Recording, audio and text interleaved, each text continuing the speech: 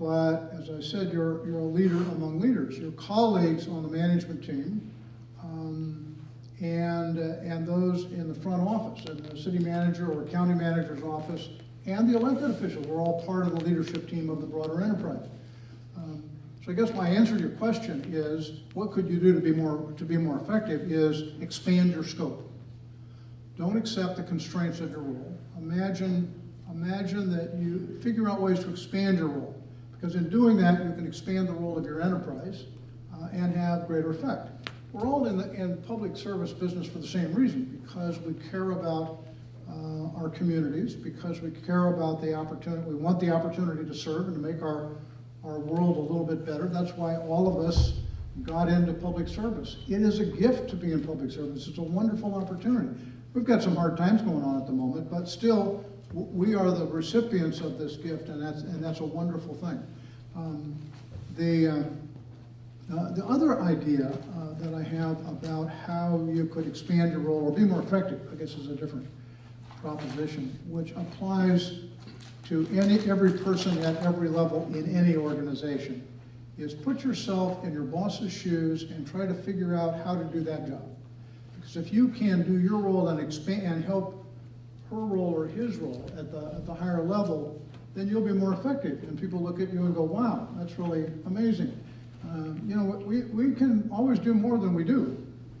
And Jane, in fact, you're a good example of this, because you don't just head up your department. You've been a major participant in the San Jose management team and have taken on leadership responsibilities well beyond the department. Well, you didn't have to do that. You could have hunkered down and said, my God, I got lots of problems back at the library. That's all I can spend my time on. I don't have time for that other nonsense. And very often it is, well, it requires patience. But you haven't acted that way. And I think the most effective leaders are leaders who expand their scope, who define their own scope of their role, rather than let others define the scope of their role. And when they are a part of a complex organization that has other leaders leading other institutions, they figure out how to be effective and manage up and out. So that's the direct answer to your question. But I don't want to lose sight, as we think about the horrific changes that are going on in public service now, about the fact that it's a privilege to do it. And we have that gift. That's a positive, upbeat kind of thing. Well, there's not much I can add to that. I think Jerry really hit the nail on the head. I think on the interrelationships between the department heads, you know, you have your law enforcement folks and the fire, who generally speaking aren't asked to sacrifice in the same way that the non-sworns are, and it's something that I've learned in the library business is a very sensitive point for the non-sworns. It is a very difficult subject in all cities when the pain isn't equal. But I think the important thing that I try and stress, at least in my role in Richmond, is to work effectively with the rest of the department heads and make sure that we have a relationship with them, we provide services to them to the extent we can, and develop that relationship so there's reciprocity, and then also to enhance their job and their role too. Not only does that help the manager in accomplishing what he or she wants to, but it also helps them deal with some of the issues they have in an understanding way. So we've been doing that in the city, and you know, for example, for whatever reason, the maintenance fight, and it's simple, because you guys deal in simple terms. Jerry's up there, I'm down in the trenches trying to get the bookmobile washed, okay? You know, Public Works ran out of money, it's a custom wash, we're a little green out in Richmond, so you can't do it in the front lawn, blah, blah, blah. Well, there's no money, and so here I've got no money, and it isn't cheap, you know, so what do we have, another bake sale? Get the book, it has been a year, it's got a wrap on it, you know, the wrap's gonna fall off. So, okay, I call the police, their fire chief, I say, look, I got women who can cook, we can make cookies, can't bake, please, bring the coffee over, fire station, we bootlegged in behind one of the branches. The guys came out, I promised photos, we're gonna put them on our website. It was a morning event, and everybody won, right? And it worked. And my point being that Fire guys they washed the bookmobile, they were pleased, we got pictures of them all standing in front of it. It's the first time they've ever worked out of class. Anyway, so for my life today, Jerry, it's not theoretical. It's like, shit, how do I get this this thing clean, you know? So that's what I'm working with on a daily basis, and I think probably a number of you are also.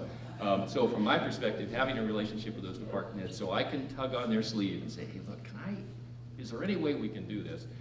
They'll move out of class, their guys will move out of class, and it'll be helpful. So that's just the more humorous approach to trying to get things done. You know, in many cases in San Jose and other places too, there are fire stations built right next to a library because the way the community developed, there was land set aside. And so for years I have wanted to have the firefighters shelve books while waiting for calls. And because it's something they can get a call, they can leave. Come back anytime and finish the task. So, you know, I wanted to. It hasn't happened. But I keep bringing it up. So let me just pick up on that, because Mike made a comment earlier on about the cost of public employees going out of sight, and he cited union agreements and those kinds of issues. That's a real serious issue for us in the local government biz, and there are two types of constraints that drive our costs. One is the fabric of personnel rules that we work under, civil service or personnel rules or state law, and the other is the fabric of labor relations work rules that we've agreed to in MOUs. All of that constrains our ability as leaders of an organization to be market oriented, and so consequently we're just rigid as all get out. And when I talk about leaders about how can we adapt to the new reality or the new normal or something like that, if you were in the private sector, you'd do it a lot differently. We did, as you may recall, a analysis for the city of San Jose some years ago. Actually, when Mayor Reed started as the new mayor, and he declared the structural deficit of the city budget as public enemy #1. Boy, doesn't that do it for you? Whoa! Anyway, I thought it was nuts at the time. Who would get up? But everybody, it worked. I mean, people paid attention to him. So we were asked to come and look at everything and make some recommendations.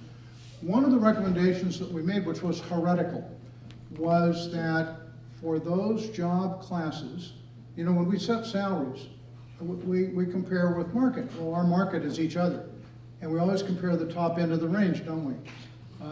Well, in fact, if you were running a private business, in the private sector, you wouldn't so much worry about the top end of the range, although that would be a factor, especially for entry-level jobs. You look at what it costs to hire somebody. So you would pay, you do market at the bottom end of the range. So one of the recommendations we made was that for those job classes, that the entry-level salary should be keyed to market, whatever it takes to get a sufficient applicant pool so you can hire the workers you need to hire. The obvious, huge example of that is that when you need to hire a firefighter, you don't need to be paying so much that you get 3,000 applicants, and then you have to test them all and so on. You can drop the bottom end of that range down to where the market really is, and that's an example of one of our historic rigidities in public sector, and unfortunately, in these bad times, that plays very badly for us as a PR thing. I mean, public employees have never been as slammed as much as they are now in the marketplace, and it's largely, in many cases, because of these kinds of rigidities in the system. And, you know, if we don't own it as leaders of local government, if we don't own the system and the rigidities that it has, and do something about fixing them, they don't get fixed. And so we need to own it and do something about it. I'm trying to get up on